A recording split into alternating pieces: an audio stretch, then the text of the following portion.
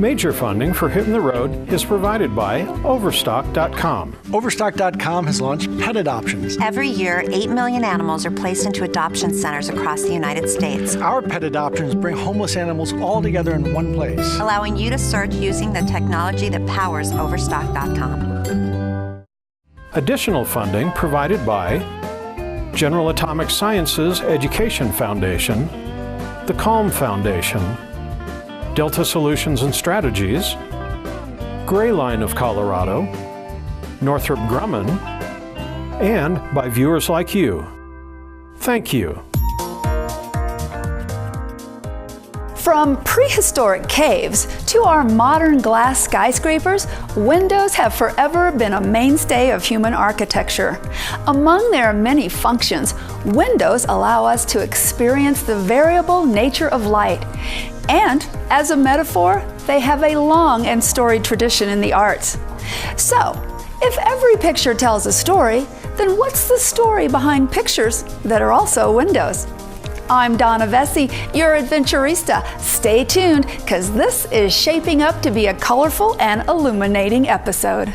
I'm hitting the road again. Got adventure crawling under my skin. Going places that I've never been. I'm hitting the road. I'm hitting the road again. Gonna take along all of my friends. Living life like it's just no end. I'm hitting the road. Feeling better since I don't know when. I'm hitting the road. Located in the beautiful bluff country of the Mississippi River, Winona, Minnesota is regarded as the stained glass capital of the United States. Here in the rural American heartland, an ancient art form dating back to the Egyptians and Romans is carried on by contemporary artists and craftspeople. Come along as we shed a little light on the windows of Winona. Well, the name Winona itself is a Dakota Sioux word, and it means firstborn daughter. And the daughters of the Indian chief were always named Winona. And we have this statue in Winona, Princess Winona. It's there's a legend, the legend of Princess Winona, and it's similar to a lot of legends around the United States. And it seems like there's Indian princesses jumping off cliffs because their father, the chief, wouldn't let them marry the person that they loved. And that's the same basic story here in Winona as well. And it's a romantic story with probably no basis, but the word itself, Winona, is a Dakota Sioux word. You know, the fascinating thing about Winona is its history is that you don't think of it as this big, mecca of anything. You grew up there, you're 2 hours away from Minneapolis, but in all reality, this little hometown of yours was the #1 producer of lumber at the turn of the century. It was home to the #1 company in the world, Watkins Corp, at the turn of the century. It was the 3rd largest producer of flour, and that was due in part to the fact that the second railroad ever built in Minnesota went from Winona, Minnesota to South Dakota to get the lumber out that way, and then in turn, all the farmers' flour and so forth came back. Winona is known as the stained glass capital of the United States today, I think primarily because, well, there are a number of studios operating here, but the largest stained glass company in the United States is Willett Hauser Studios, and it became the largest when the Hauser family bought the Willett Studios in Philadelphia, which at the time was the largest and one of the oldest stained glass companies in the United States still in existence. So we do have a number of major studios. They do work all over the United States. They do restoration and new fabrication work. Willett Hauser was established in 1898. It has a rich history involving over 20,000 commissions throughout all 50 states and 17 countries. Right now we have approximately 26 projects in our studio, near 100 projects that we're kind of working on in the design phase to the production phase. Stained glass has been around for at least 13 centuries. Its use in numerous churches and monasteries in Britain was well established by the 7th century. In 675 AD, Benedict Biscop, a British monk, is recorded importing French workers to glaze windows in his new monastery. The art form peaked in the Middle Ages. It was a popular method of illustrating Bible narratives for a mostly illiterate population.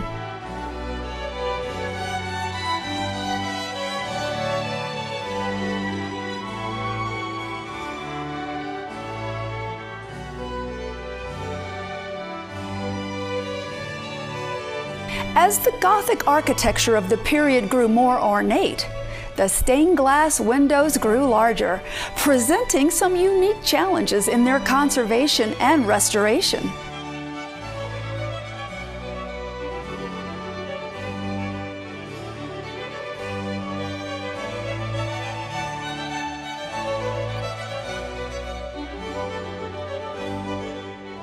With the Renaissance and the Reformation, stained glass windows evolved from their predominantly Gothic style to something more classical. With the Protestant Reformation in the 1500s, the art of making stained glass was all but lost until it was rediscovered in England in the early 1800s.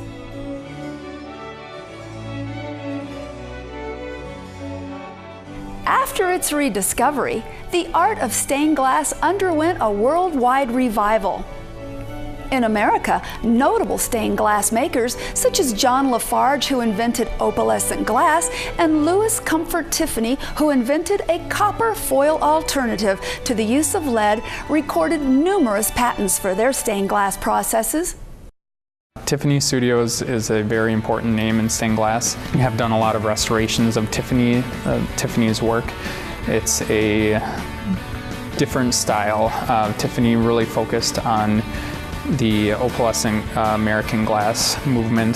Opalescent glass has a milky quality to it, so if you look through it, you can't see what's on the other side. Whereas cathedral glass, the primary glass from Europe, is clear. You can see everything through it. It's just in a different color.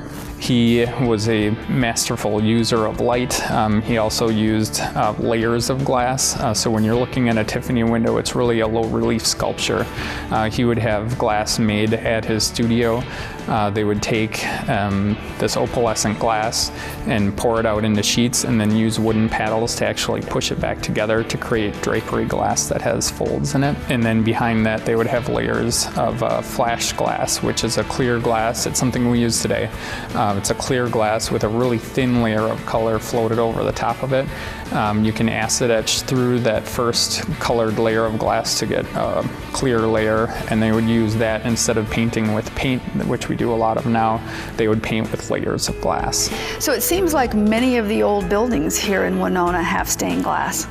Well, that's another really special feature, I think, of our community, is that we do have some magnificent stained glass windows here. We have Tiffany windows from the Winona National Bank that are quite spectacular. We've got the windows at the Watkins Company, I believe were made at the Louis Millette studio in Chicago, a contemporary and person that was considered, an equal of Louis Comfort Tiffany at the time. We've got some magnificent churches, and some of the windows in the churches were made right here in Winona. We have some magnificent architecture in the bank buildings, Merchants Bank. There's an art glass company in Minneapolis that made the windows there. These are really important architectural buildings that are nationally significant, and they're right here in Winona, and so many of them have such amazing stained glass in them. The windows in Winona National Bank were created by the famous Tiffany Studios of New York. If you're looking to see dazzling stained glass, Winona National Bank should definitely be on your itinerary. The windows were assembled in the year 1915. Now our building is 100 years old. We opened in 1916. We have one large picture window, and that's definitely the most beautiful and vibrant of our windows. But we do have some smaller windows that are located on the north and south sides of our building. We're sitting here with one that was made right here in Winona by the Conway Studios, Universal Studios of Stained Glass. It was designed by an artist that worked there for many, many years by the name of Ed Glubka. And in 1985, the Historical Society was celebrating its 50th anniversary, and there was a gift that had been made several years earlier that the family wanted us to do something to honor their ancestor. And we looked for a way to use it, and we thought, well, this window that had been covered up by sheetrock in this building, maybe we could open that up and put a Winona County history window in, and we did. And I'll never forget the morning walking in here the next morning, and the sun coming up in the east and coming through that window, and just how spectacular it was. Making a stained glass window is not as easy as some may think. For St. Paul, Minneapolis artist Joan Cox, it was a big challenge. Little did I know it would be like standing on my head for 3 years. As a seasoned artist, working with stained glass had never occurred to Joan until she was approached for a commissioned piece. But I thought it was such a challenge that I didn't dare say no. You might ask, how is working with canvas any different than working with glass? Because you're essentially painting with light. And that's what makes it so entirely different, because it's always changing. There are over 1,000 pieces in this window. Wow. So what is the actual finished size of the original piece? It's approximately 8 feet square. Wow. The first step in making a new stained glass window starts with a design, which then becomes the pattern. This design is called a cartoon.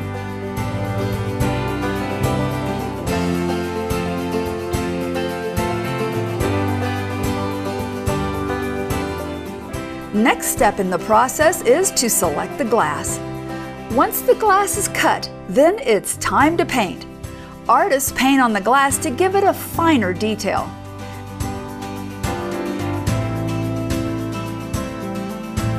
This is followed by glazing and cementing. Finally, the piece is braced and ready to enjoy. 90% of our work is with churches and 10% is with public art or other corporate buildings, architecture projects. So let's talk about some of the projects that you have going. There are 4 windows we are currently working on. There are 4 different presidents who were Masons, Washington, Truman, Roosevelt, and Jackson. It's been an interesting project to work on. The windows are approximately 15 feet tall, and the windows are being installed in the Grand Masonic Lodge of Philadelphia. The Tiffany restoration project, a few years ago we did a Tiffany restoration project. During Hurricane Ike, a section of a church window was blown out. We received this window in Rubbermaid totes. They went through and cleaned up all the pieces of glass they could find. We did a full restoration of the window and recreated those interior layers of glass. So you have a photograph of an original window, you can't see what's on the inside, and that's what makes Tiffany windows kind of special. So once they come to the studio, walk me through that process of restoration. We start by documenting its condition with photographs, and that is part of a church's story. We have an online computer-based proposal system that stores all of the data from a church's project, and we can use it to go back and reference later on if there was a fire or something like that. So we house all of a church's information forever here, and we have used that information in the past. That's one thing we were kind of founded on. We have our original library with over 20,000 renderings dating back to the 1800s. And how do you get the window out of there to restore it? So we have crews that also travel around the country.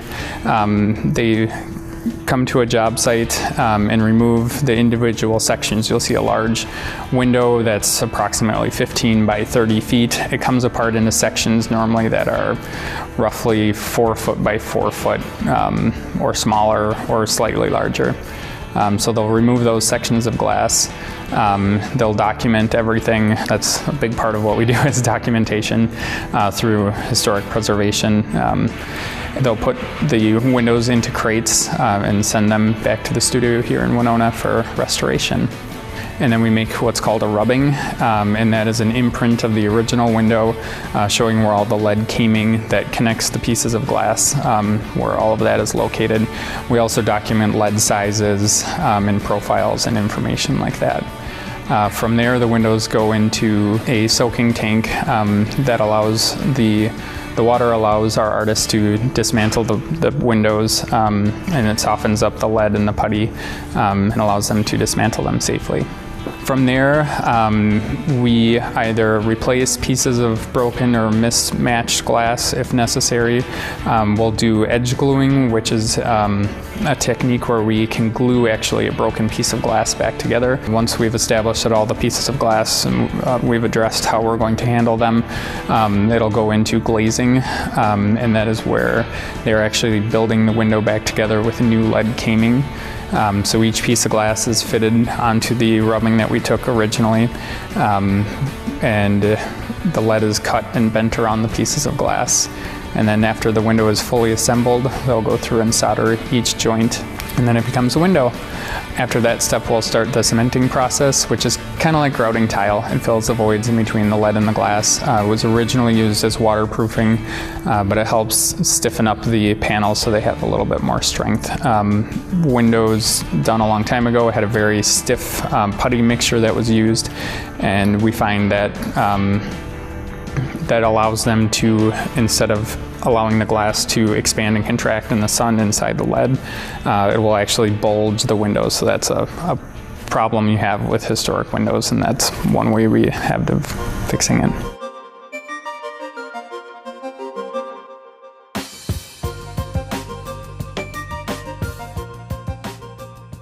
Cathedral Crafts has been in business since 1970, and President Eric Pennick takes us on a tour.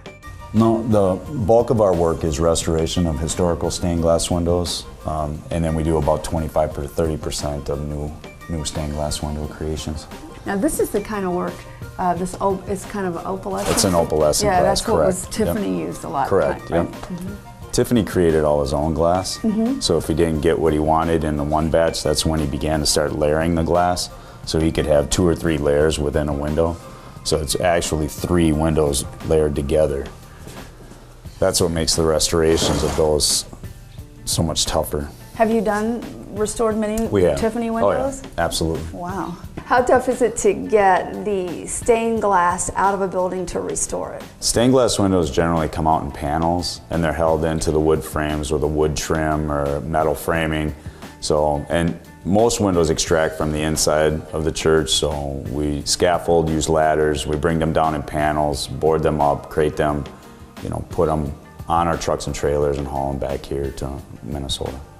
It varies with the design, but generally to restore, if we have a whole church full of windows, you might be 10 to 12 weeks without stained glass windows, and then we'd be back and install everything back, do the outside, repair any deteriorated wood frames, things like that. What's your favorite thing about stained glass? Putting it back into the church and the recognition by the parish members. It is a very colorful profession, yes it is. I feel that every stained glass window tells a story, and our windows are no different here at Winona National Bank. Our windows were assembled based on the sketches by our architect, George Mayer, and Tiffany put those windows together. We have these beautiful lotus flowers, lily flowers, and those represent what's found on the Mississippi River. And you'll see this beautiful blue border that goes around the edges, and that is representative of the Mississippi River that flows right through Winona. So all of those features tell the story of the river and how important it is to Winona and Winona National Bank. The Historical Society on April 16th is going to be doing a glorious glass, a tour of Winona stained glass windows, and we're going to be including about 10 different sites, and Willett Hauser Studios also going to be open and sharing their work. So this is an opportunity for people to come to Winona and really enjoy our stained glass that we have here. As stained glass continues to evolve, I think it has a lot of potential in public art and in large architectural buildings. You can make a very grand statement with a contemporary design over a 15 or even 100-story skyscraper and a large lobby. It has the potential of blending a classic historic craft with modern design and color. Other notable projects from our past, the Alice Miller Chapel at Northwestern University in Illinois. It has a wonderful, very contemporary set of windows. We've also done works from the National Cathedral, the 1967 World's Fair, We did a large project there. It was a 9-story faceted glass hall of science, so it was meant to look like outer space. It's 9 stories of all the walls are rounded and curved, and when you walk into this large building, all you see is it's like you're in space. Now tell me, what is faceted glass? The raw material for faceted glass is an inch-thick glass that's poured into a mold, and then from there it's cut either by a hammer or by saws, and then it gets its name faceted glass because chips are chipped away off of the face of it, making a scalloped piece that really, similar to a diamond, the light draws your eye to it. Faceted glass has a great use for public art work. We've done a large series over a number of years for the New York Transit Authority. They would bring artists from the local neighborhoods in New York, would compete to design a subway platform, and then the artists would come here and we would work on developing their project into what's capable in faceted glass. That was a really fun project because it allowed us to really push the envelopes of what is capable in the medium. Well, I think there's a lot of reasons to come to Winona. Of course, I'm the mayor. You expect that from the mayor, but I've been saying that for many more years than I've been the mayor. And I've traveled the Mississippi River from its headwaters at Lake Itasca all the way to Baton Rouge. And there is no prettier part of the entire Mississippi River than from Lake City to La Crosse. Winona's smack dab in the middle of the prettiest part of the entire Mississippi River system. If that isn't enough, then we have more outdoor recreational opportunities here than anywhere else in the Midwest that I can think of. We have some of the most amazing architecture, wonderful history.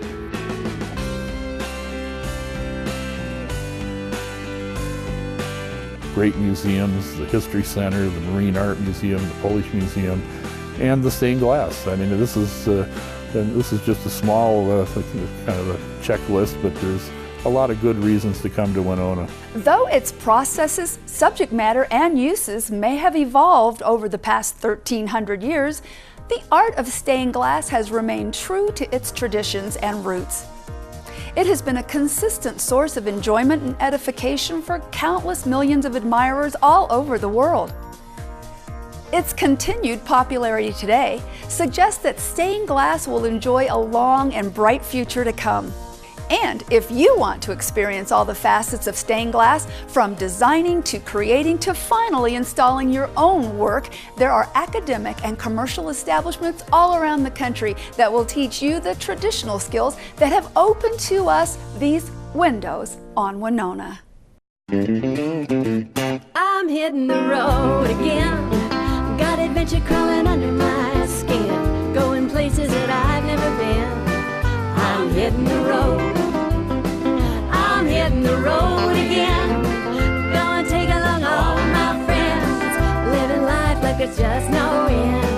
I'm hitting the road, feeling better since I don't know when. I'm hitting the road. Major funding for Hitting the Road is provided by Overstock.com. Overstock.com has launched pet adoptions. Every year, 8 million animals are placed into adoption centers across the United States. Our pet adoptions bring homeless animals all together in one place, allowing you to search using the technology that powers Overstock.com. Additional funding provided by General Atomic Sciences Education Foundation, the Calm Foundation, Delta Solutions and Strategies, Gray Line of Colorado, Northrop Grumman, and by viewers like you. Thank you.